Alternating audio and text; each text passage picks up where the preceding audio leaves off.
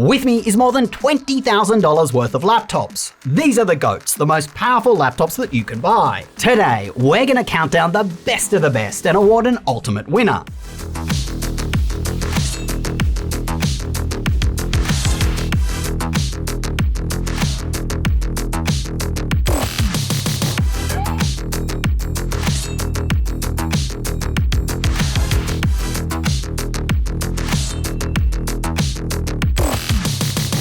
Links to all these laptops will be in the description and of course on our stunning new website. For the last 4 months, we have used these laptops as our daily drivers, and what we discovered was that even though the specs would make you think these laptops are alike, they are not. There are massive usability differences between each one. The choice of which of these that you should buy really depends on what you'll find bearable versus what you'll find annoying as all hell. So don't be distracted by a couple of extra frames in games or something that just isn't core to the overall experience, like a better webcam or trackpad. Because of this, we're just going to cut the crap and tell you the big things that you need to know and the order that we rank them. Coming in at number 5 is the Alienware M18R2. The reason for its last place finish is that its panel is really dim.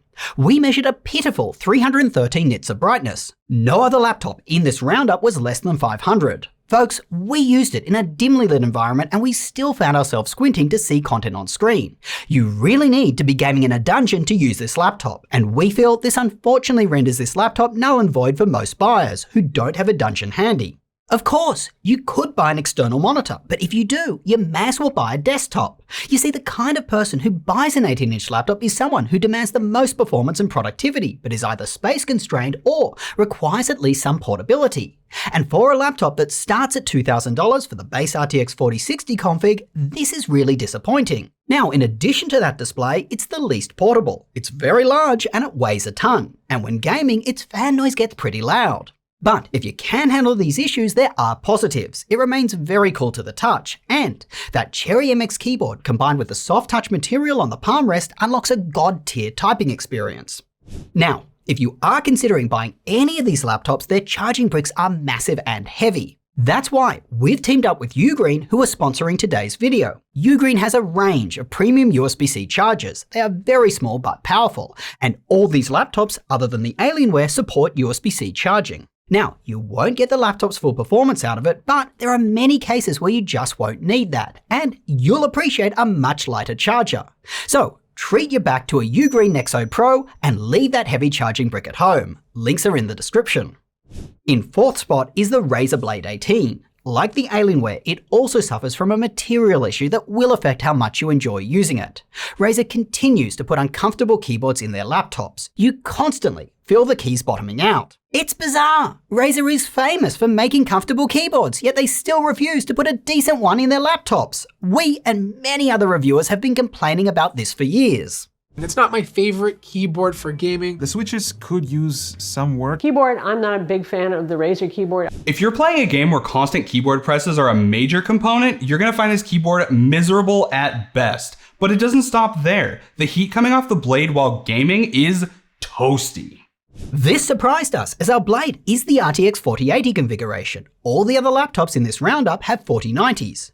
Normally, you'd expect less heat with less powerful graphics. And when running performance tasks, the fan noise is high-pitched, and after you're done, the fans take a long time to settle down. In light use though, the Blade did feel cool to the touch and it wasn't loud, which I did appreciate. Lastly, on our frustrations, the Blade is a fingerprint magnet, and you'll need to be constantly cleaning it. Look, just like the Alienware, not all is bad for the Blade. It is the most portable of the bunch, due to how compact and lightweight it is.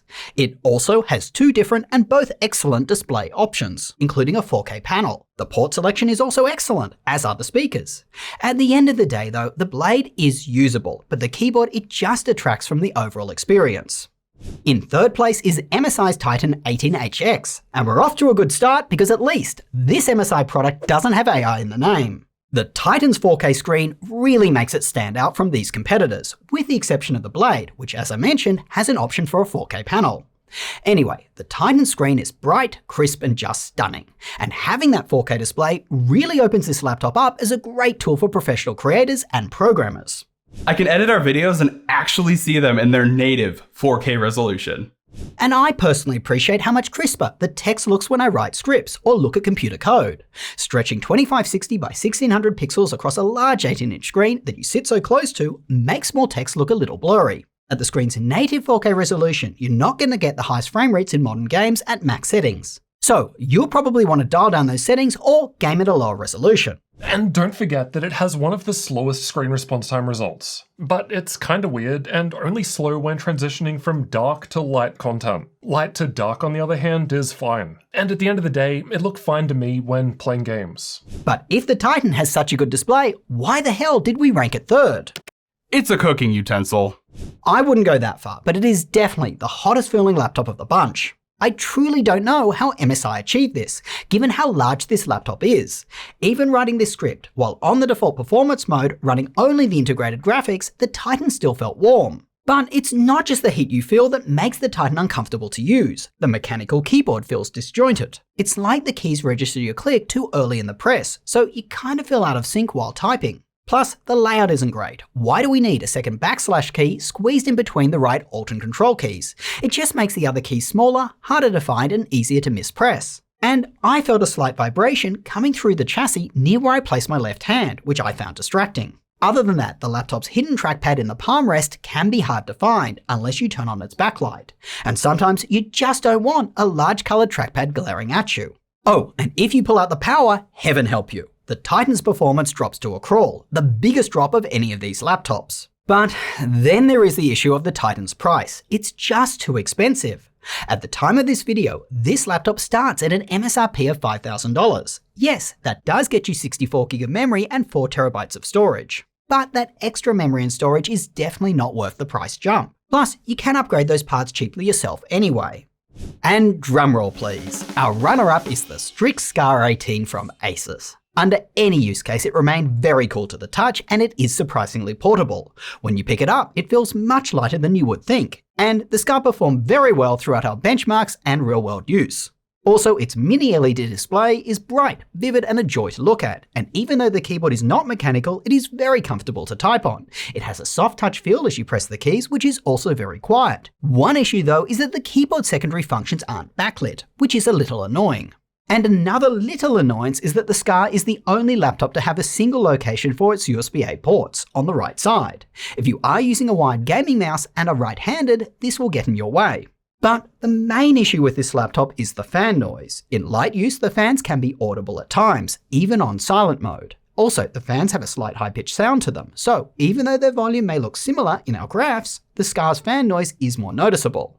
And just like the Blade, the fans take a long time to spin back down. So if you're very sensitive to fan noise, this isn't the one for you, but maybe our next one is. Finally, our overall winner for the best 18-inch laptop is the Acer Predator Helios 18. It just delivers what an 18-inch laptop should deliver.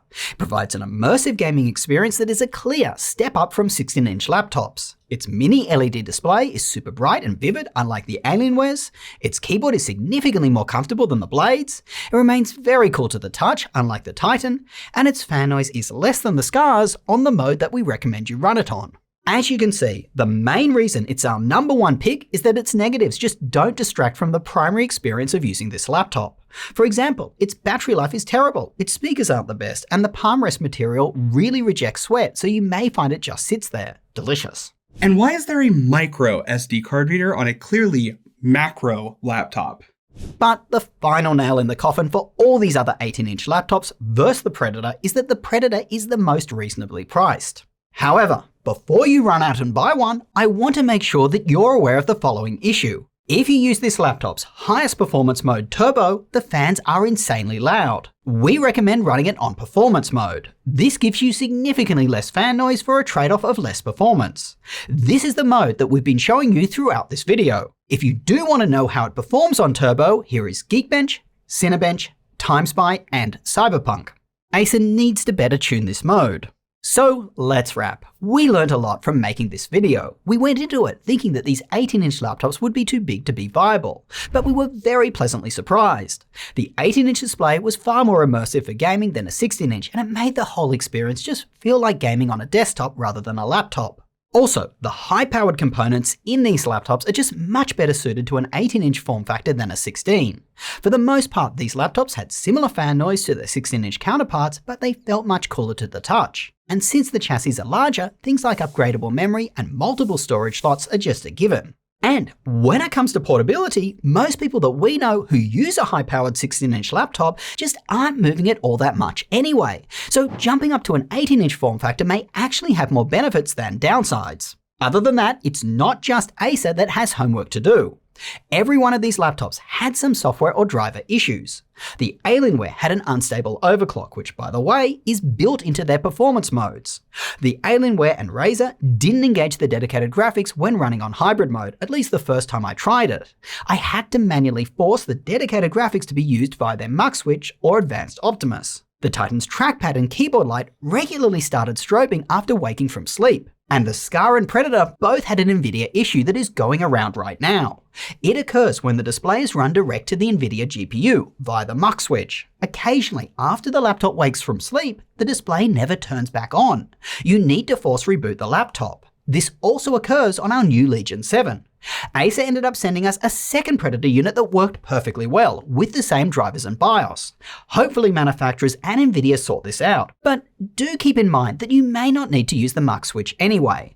Due to Microsoft's new cross-adapter scan-out technology, the gap of running hybrid mode has been closed. And all these laptops support advanced Optimus, so you can still get G-Sync. And lastly, all these laptops are pretty thick. I found the edge of the palm rest was a little uncomfortable in that it cut into my wrist. I'd love to see these manufacturers curve these edges like what Acer has done on their Predator Helios Neo 16. Alright, let me know with a comment below, what do you think of these 18-inch laptops? And what did you think of this style of video from us?